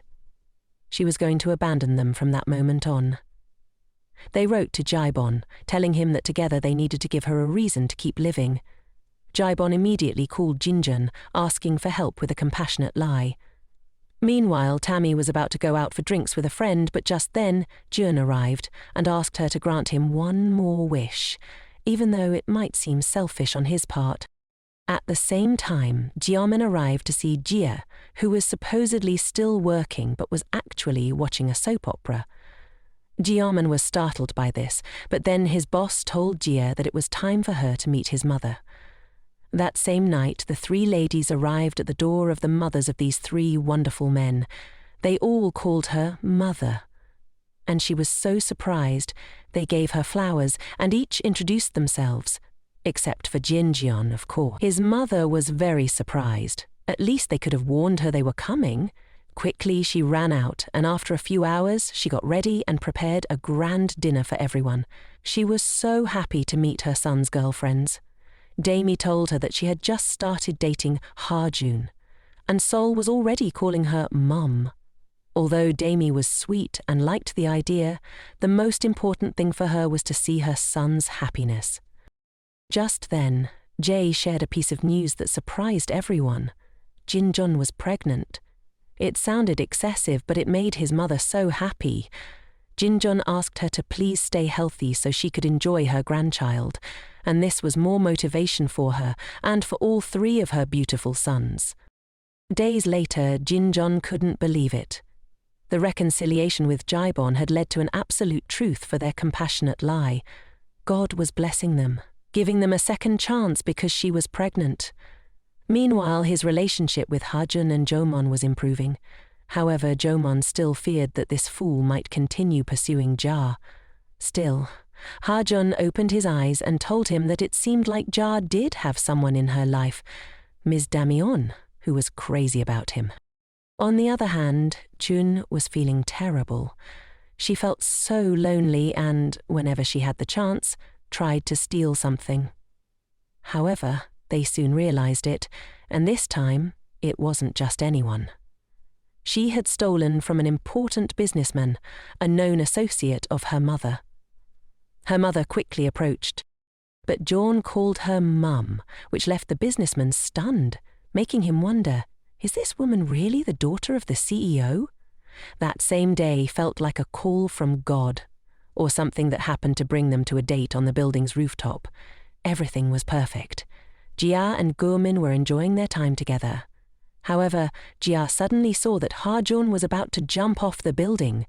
Hajun was so frustrated with her life, remembering the horrible words from her mother. With every word she heard, she wanted to leave this world. But before making that crazy decision, Jiomon saved her. He asked Jia to call the CEO immediately and tell her that her daughter urgently needed to see a psychiatrist. What seemed like a heroic moment would soon turn into a nightmare. Ha-jun was upset, hurt, and filled with a desire for revenge against Jiomon. How dare he save her? The next day, Jin-jun met Jaebon for lunch. Not knowing where to start, she bluntly told him that she was pregnant. She showed him the 3 tests she had taken, and seeing this, Jaebon was overwhelmed with joy. He was so happy it felt like a dream. He ended up holding her and spinning her around. Today he was the happiest man in the world. Kneeling before her, he vowed to work hard for both of them. It seemed that everyone deserved a second chance, and now they had theirs. Meanwhile, at the clinic, Ha-jun was about to leave when Domi bravely asked to talk to him privately. She began by telling him that today marked the 3rd anniversary of her one-sided love for him, a love that he knew she had. How sweet! On the other hand, Jaebon was talking to his best friend, who also happened to be his brother-in-law. He learned that Jaebon was so lucky he was about to become a father. But the worst part was hearing that Jaebon and Jin-jon would get married again. To his brother-in-law, it sounded like a bad joke, but now he could honestly say that love had completely driven him mad. Elsewhere, Jiamin was leaving work when he ran into Ha-jun. She grabbed him and wanted to talk, but he was always cold toward her. Still, he listened to what she had to say. When she said nothing more, he told her it wasn't necessary to thank him. He understood, and then walked away, leaving her completely furious. Later, he met his mother, who was excited to visit him. She asked if her wig looked good, and of course he agreed, but then she asked her son if he was planning to marry Jia. He barely knew her, but he knew she was a good girl, and even though it might be a little too soon, Jia had already thought about it. His mother was happy to hear this because she hoped they would advance their wedding plans since she wanted to be close to her son. That day, Jiamin began to plan everything, but he asked the wrong person for help, Jiamin, the office gossip. Jiamin wanted to know what the most beautiful marriage proposals had been, and he promised to help Jiamin if he gave him an expensive watch. And so, the plan for the proposal began.